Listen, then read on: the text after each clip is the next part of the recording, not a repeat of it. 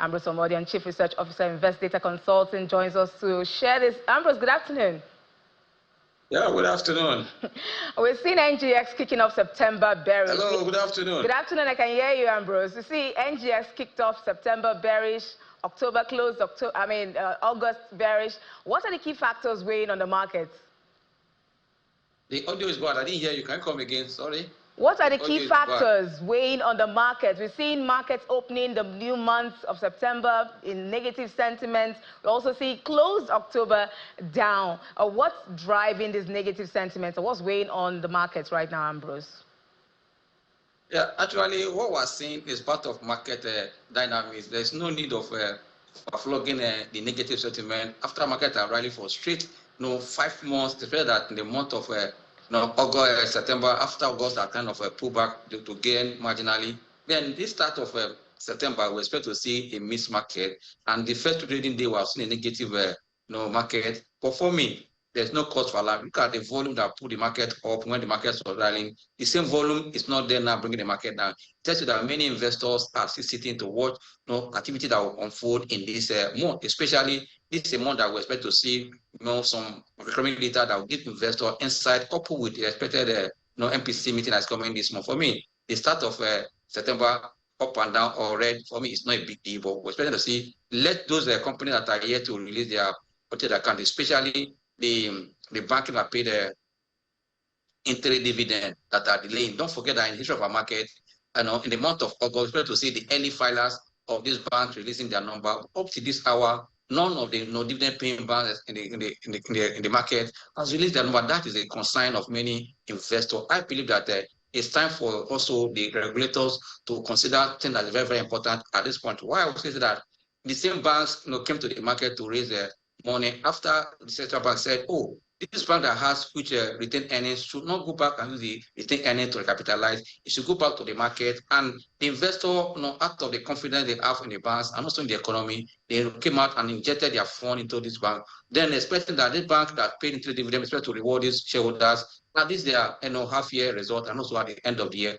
Until now, they've not seen the result. I think that is the concern we're seeing, that most of the banking accounts are in red. But I believe that the fundamental of those banks still remain very strong. A pullback in those bank prices an opportunity for investors to key and into their price, because in this market it's buy low and sell high. That is the mantra. And also, if you understand how to do that, you make money in stock market in any direction, either in a bull market or a bear market. Do you think that this delay in the bank results is what is really causing the cool-off we're seeing in the overall equities markets? The question is not clear. The audio is very bad. I'm trying to repeat. I didn't hear you. I said the banking stocks, do you see the delay in their results? Is it what is causing the pullback we are seeing in the market? Yeah, no, I'll say that the delay is part of what is affecting the investor sentiment as we speak. And also, if you look at the history of our market, each month has their own characteristic.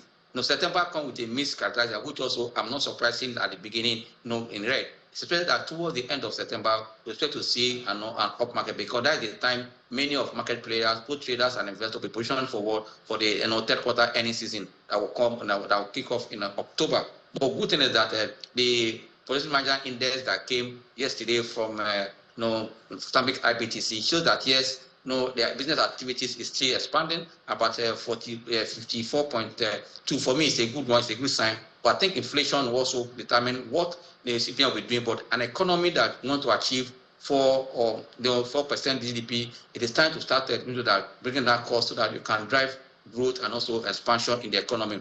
But all eyes are still what is happening in the economy, because those big central banks of the world have already given sign of cutting rates in September. Are we going to go in that pattern, in that direction? It depends on our policy managers here in Nigeria. I mean, with the MPC meeting or MPC committee. Yeah. So do you see the markets, reversing and going to the green at the close of business? No, for me, at this time, this pullback is an opportunity to buy low and sell high. There's no cost for allowance. Let investors invest with knowledge. It's not time to follow bandwagon. It's time to know who is really intelligent investor or who are those following bandwagon. The pullback, most of the leaders, most of the sectors are bouncing back easily, like you can see. And also, they are still also maintaining some stronger defensive nature with their fundamental and their price. For me, it's time to key into good company that has value. Also, the upside side, the upside is also a good one that you can make money at the end of the day, especially Don't forget that the last quarter of the year is the most active quarter anywhere in the world, and that's what September will usher us to the last quarter of 2025. For me, there's no cause for alarm at all. Thank you so much, Ambrose Omodian, Chief Research Officer, Invest Data Consulting, for your insights. Thanks for having me.